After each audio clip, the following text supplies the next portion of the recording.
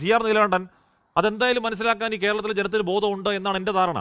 ഇപ്പോൾ ഒരു പ്രത്യേക സമയം വരെ ന്യൂനപക്ഷങ്ങളുടെ സംരക്ഷകർ, ആ സമയം കഴിയുമ്പോഴേക്കും ജമാഅത്തെ ഇസ്ലാമിയും എന്താണ് UDF മറ്റേ സാധനം മറിച്ച സാധനം എന്നൊക്കെ പറയുക. ഈ ധ്രുവീകരണവും ഇത് ധ്രുവീകരിക്കാനാണെന്നും ഇത് വോട്ട് നേടാനുള്ള തന്ത്രങ്ങളാണെന്നും മനസ്സിലാക്കാനും മാത്രം ബോധമില്ലാത്തവരാണ് കേരളത്തിലെ വോട്ടർമാർ എന്ന് കരുതാവോ CR? ഞാൻ ഒരിക്കലും അങ്ങനെ കരുതുന്നില്ല. എനിക്ക് കേരളത്തിലെ വോട്ടർമാർ വളരെ വിശ്വാസമുള്ള ആളുകളാണ്. എന്താ കാര്യമെന്ന് വെച്ചാൽ, ഇപ്പോൾ ഉദാഹരണം, കഴിഞ്ഞ കുറേ കാലമായി ഇപ്പോൾ ജമാഅത്തെ ഇസ്ലാമി ഇടതുപക്ഷത്തിൻ്റെ കൂടെ നിന്ന കാലം എനിക്കും ഹാഷ്മിക്കും അറിയാം. നമ്മൾ ഒരുപാട് ചർച്ച ചെയ്തതാണ്. ദേശാഭിമാനി ജമാഅത്തെ ഇസ്ലാമിയെക്കുറിച്ച് മുഖപ്രസംഗം എഴുതിയത് എൻ്റെ കയ്യിലും ഹാഷ്മിയുടെ കയ്യിലും ഉണ്ട്. അപ്പോൾ ജമാഅത്തെ ഇസ്ലാമി അന്ന് ജമാഅത്തെ ഇസ്ലാമിയാണ്, വെൽഫെയർ പാർട്ടി പോലുമല്ല. വെൽഫെയർ പാർട്ടി ആയത് അതിന് ശേഷമാണ്. ജമാഅത്തെ ഇസ്ലാമി 77 വരെ വോട്ട് ചെയ്തിട്ടില്ല. ഇപ്പോൾ ജമാഅത്തെ ഇസ്ലാമി വലിയൊരു വിഷയമാവുന്നത് അവർ അടിയന്തരാവസ്ഥയ്ക്കെതിരായി BJPയുടെ കൂടെ വോട്ട് ചെയ്തു വരാം. ഇന്ദിരാഗാന്ധിയുടെ അടിയന്തരാവസ്ഥ അവസാനിപ്പിക്കാൻ RSSും ജമാഅത്തെ ഇസ്ലാമിയും CPM ഒന്നിച്ച് വോട്ട് ചെയ്ത്, അതിൽ ഞാനൊരു തെറ്റും പറയില്ല. അത് അപ്പോഴത്തെ ഒരു ആവശ്യമാണ്. പ്രശ്നം അതല്ല, പ്രശ്നം ജമാഅത്തെ ഇസ്ലാമി ഒന്നുമല്ല. ഞാൻ ഇടതുപക്ഷ BJPക്കാരോട് ഒന്നും പറയാനില്ല, കാരണം അവർ വർഗീയത ഇല്ല എന്ന് പറഞ്ഞത്. അടിസ്ഥാനപരമായി വർഗീയതയിൽ മാത്രം ജനിച്ച് RSS എന്ന് പറയുന്ന സംഘപരിവാറിൻ്റെ എല്ലാ തലകളും ഈ രാജ്യത്ത് ഇസ്ലാമോഫോബിയയും ബീഫിനെതിരായും മറ്റേ ബാക്കിയുള്ളതിനെതിരായും പള്ളിക്കെതിരായും പള്ളി പൊളിക്കലും ഒക്കെ ആയിട്ട് അതിനൊക്കെ ന്യായീകരണം. അതൊക്കെ വികസനമാണ്. പള്ളി പൊളിച്ച് അമ്പലം പണിയുന്നതും വികസനമാണ്. അത് നിൽക്കട്ടെ, ആ വികസനത്തിൻ്റെ കാര്യം ഞാൻ ഇപ്പോൾ പറയണില്ല. കേരളത്തിൽ അതൊന്നും ഓടാൻ പോകില്ല. പക്ഷേ ഇടതുപക്ഷത്തിൻ്റെ ഭാഗത്ത് പറയേണ്ടി വരും. ഇടതുപക്ഷം ഇത്രയും കാലം ഇവർക്ക് കൂടെ നിന്ന ജമാഅത്തെ ഇസ്ലാമി 2011 തെരഞ്ഞെടുപ്പ് വരെ എനിക്കറിയാം, ഹാഷ്മിക്കും അറിയാം. ഞാൻ ആ തെരഞ്ഞെടുപ്പിൽ ഇടപെട്ട ഒരാളാണ്.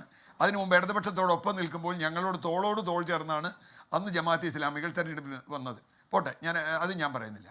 പ്രശ്നം ഒറ്റ കാര്യം, ഈ ബാലനോ പിണറായി വിജയനോ പറയുന്നത് കേരളത്തിന് പുറത്തെ ഒരു സ്റ്റേറ്റിൽ CPM പറയുമോ?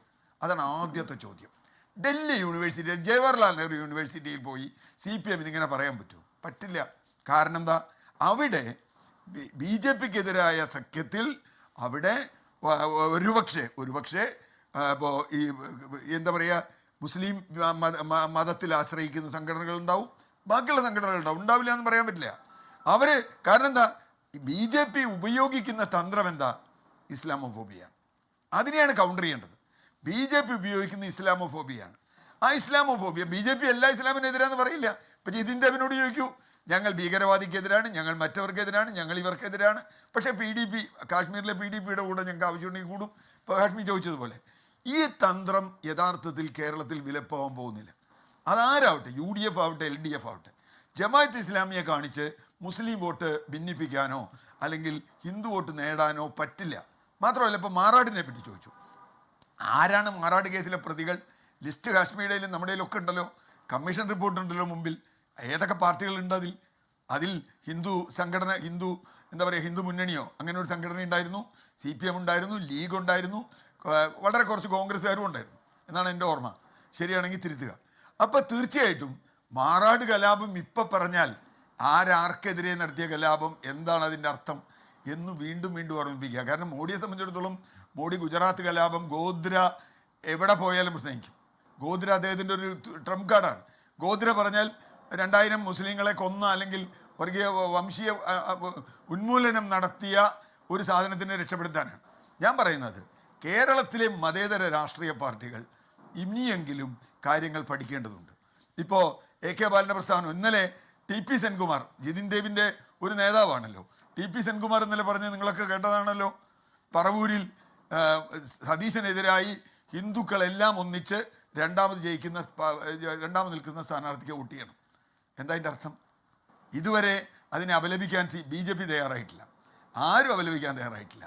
രണ്ടാമത് നിൽക്കുന്ന ഹിന്ദുവിന് വോട്ട് ചെയ്യണം, രണ്ടാമത് നിൽക്കുന്ന ഹിന്ദുവിന് വോട്ട് ചെയ്യണം എന്ന് പറഞ്ഞാൽ അതിൻ്റെ അർത്ഥം എന്താ?